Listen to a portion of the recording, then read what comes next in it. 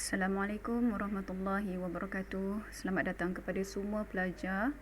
Hari ini kita akan masuk kepada reka bentuk fashion. Okey, yang pertama kita kena kenal pasti dulu apakah definisi reka bentuk fashion. Dalam reka bentuk fashion ada 3 jenis definisi yang perlu kamu tahu. Yang pertama adalah definisi reka bentuk, iaitu proses menterjemah idea dan kreativiti bagi menghasilkan sesuatu produk. Okay, definisi fashion pula bermaksud gaya atau style serta tingkah laku yang diterima dan menjadi popular pada satu-satu masa. Okay, maksud kat situ adalah cara pemakaian kita, bagaimana kita menggayakan pakaian dan sebagainya. Aksesori seperti jam, kasut, tali pinggang, tudung dan sebagainya. Itu adalah maksud gaya atau style. Seterusnya adalah definisi reka bentuk fashion. Yang ini adalah gabungan antara reka bentuk dan juga fashion. Definisi dia adalah mengaplikasikan idea pada reka bentuk atau rekaan pakaian atau aksesori. Bermaksud, kamu ada idea, kemudian kamu apply dia, kamu jadikan dia reka bentuk dalam pakaian atau aksesori. Menjadikan dia sesuatu yang nyata, boleh dilihat, boleh dipegang dan boleh disentuh dan kita boleh merasai dia. Okay, next. Okay, sambungan dari slide tadi. Reka bentuk fashion menekankan aplikasi. Yang pertama adalah konsep, prinsip, elemen dan estetika. Reka bentuk fashion dipengaruhi oleh budaya dan sosial. Okey, budaya itu adalah mengikut kita punya bangsa. Okey, bangsa Cina bagaimana budaya dia? Cheongsam. Kalau orang Melayu macam mana? Baju kurung, baju kebaya dan sebagainya. Macam tu juga budaya mengikut daerah, negeri ataupun sebagainya. Okey. Serta berbeza mengikut umur dan geografi, pekerjaan dan tempat. Umur iaitu kanak-kanak, orang dewasa. Geografi itu adalah kawasan. Contohnya kawasan panas, kawasan sejuk, kawasan yang iklim bersederhana macam kita di Malaysia. Okey, pekerjaan tu pekerjaan yang macam mana? Kerja di office ke? Kerja pembinaan. Takkan pembinaan kita pakai kod kan? Pembinaan macam kontraktor dan sebagainya lah. Dan mengikut tempat ataupun kawasan. Kalau ada dalam office, macam mana pakaian dia. Kalau macam engineer yang kena turun kepada tengok bangunan-bangunan yang tengah dibuatkan, macam mana pakaian dia dan sebagainya. Okay, next.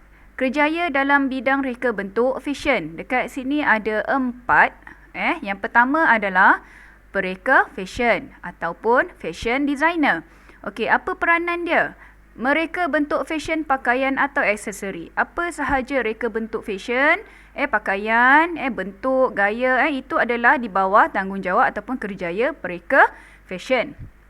Okey, peramal fashion. Okey, peramal fashion tugas dia adalah membuat ramalan. Dia menjangkakan, meramal trend fashion yang akan popular dengan membuat analisis. Contohnya penggunaan satu ketika dulu, contohnya tudung, penggunaan tudung shawl. So semua rakyat di Malaysia teringin nak pakai tudung shawl yang perempuan lah.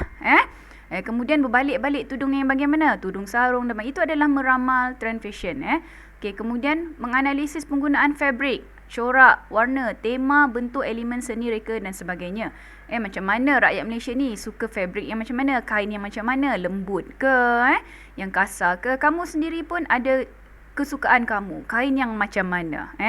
Yang perempuan, tudung. Kamu suka menggayakan yang macam mana? Itu adalah tugas peramal fashion. Dia meramal. Akan datang apa yang akan jadi. Okey? Next adalah tenaga pengajar fashion. Okay, tenaga pengajar fashion iaitu mengajar kemahiran menjahit serta ilmu pengetahuan berkaitan dengan fashion. Pensyarah, tukang jahit, itu adalah tenaga pengajar. Dia mengajar bagaimana itu ilmu fashion. Last sekali adalah perunding image.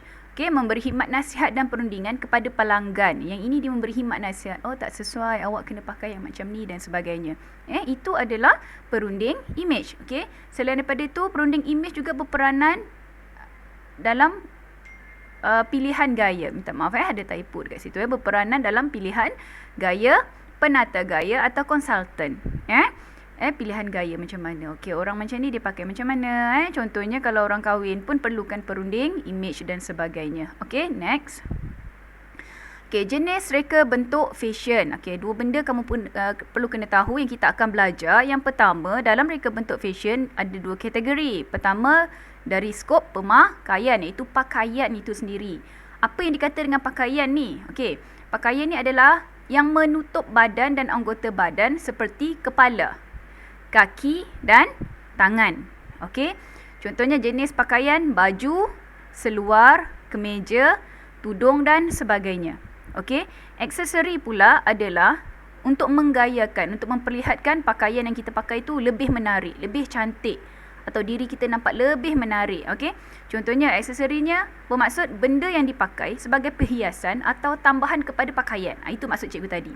Okey. Jenis aksesori contoh pakai topi, tali pinggang, beg, kasut, jam, tali leher dan sebagainya. Benda yang kita boleh gaya untuk mempercantikkan lagi kita punya pakaian sedia ada. Alright. Okey, cikgu harap apa yang kita belajar untuk slide ni awak boleh faham. Kalau ada apa-apa persoalan, memandangkan kita masih PKPB, kamu boleh tanyalah melalui WhatsApp ataupun Telegram sahaja. Okey, terima kasih. Assalamualaikum warahmatullahi wabarakatuh. Selamat sejahtera.